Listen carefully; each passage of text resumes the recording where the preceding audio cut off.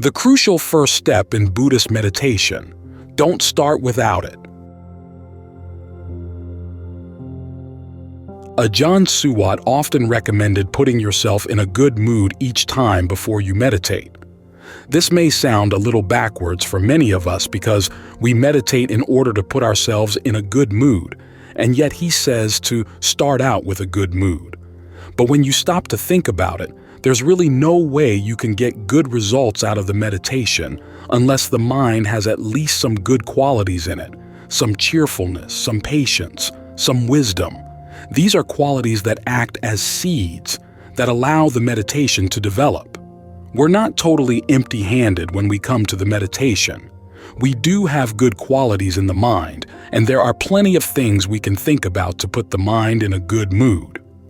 This is why we have the chant on Goodwill to start out the meditation each and every time. Goodwill is a good thing to think about. You look at yourself spreading thoughts of goodwill and you feel good about yourself. You're not totally selfish, not totally angry, vindictive, whatever. There's at least some goodness inside you. You take that as your starting capital. As with any investment, you need to have something to begin with. If you don't have money, at least you've got strength, or you've got your intelligence. You take whatever good things you've got and you invest them. That's how they grow. So when we sit here to meditate, we do our best to make the mind patient, to lift it above its ordinary cares and concerns of the day, and then bring it to the meditation object.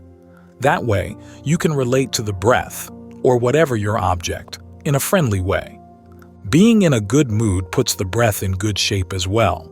If you feel frustrated about your breathing or frustrated about your meditation, that's going to do funny things to your breath, make it harder and harder to stay with the breath. So think in whatever way helps the mind get ready to meditate, in the mood to meditate. This is part of the first basis of success, chanda, the desire to meditate. You want to meditate. You feel an inclination, an attraction to the meditation. If you sit down and you feel yourself totally disinclined to meditate, don't just force yourself to do it. Remind yourself of the good reasons for why you're doing it. Think of ways to make it interesting, ways to make it entertaining. You can do all kinds of things with the breath. Look at Ajaan Lee's Dhamma talks. When he defines the different levels of breathing in the body, he hardly ever repeats himself. There's always something new, something different that he's found from his meditation. We don't have to memorize all his ways of analyzing the breath.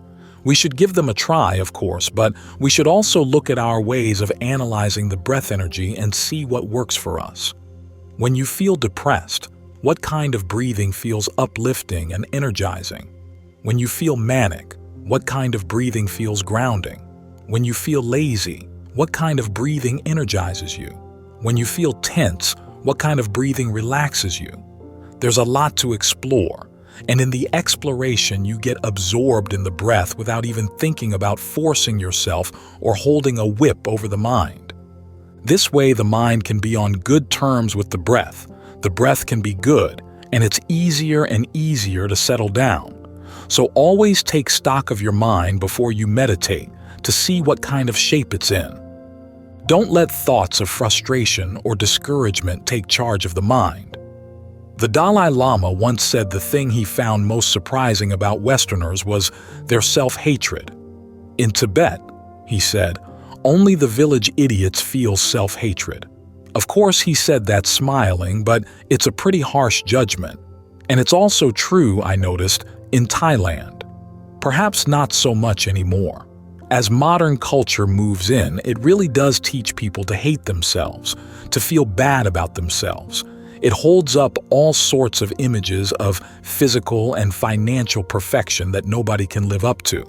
But in traditional culture, one of the basic skills of being a human being was, essentially, how to feel good about yourself, how to love yourself, how to wish yourself well, and how to act intelligently on that wish.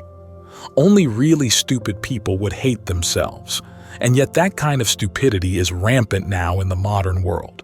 Be careful not to pick it up. The mind has the potential for all kinds of moods. Sometimes simply sitting and taking stock of things for a few minutes, learning how to use our powers of thought, not to destroy ourselves as many of us do, but as an assistance to the meditation, can make all the difference.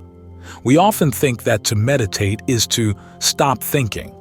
Well, you have to learn how to think properly before your thoughts can stop in a skillful way. If you're thinking in ways that are self-destructive, in ways that are really harmful to yourself, and you simply stop, it's like running a truck into a wall. You can get thrown through the windshield or suffer whiplash.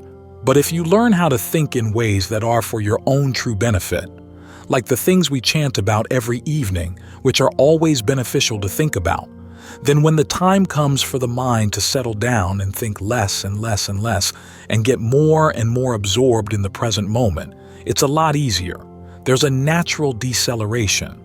So the way you prepare yourself to meditate, the attitudes you bring to the meditation are very important. This doesn't mean that you should meditate only when you're in a good mood. If you're in a bad mood, think in ways that will improve your mood, that will improve your attitude toward the meditation, your attitude toward the object that you're going to be focusing on. Remind yourself that the breath is your friend, and you're here to develop the friendship even further. In that way, your thinking, instead of being a distraction, is actually a component part of the meditation. It's an important step that can't be overlooked.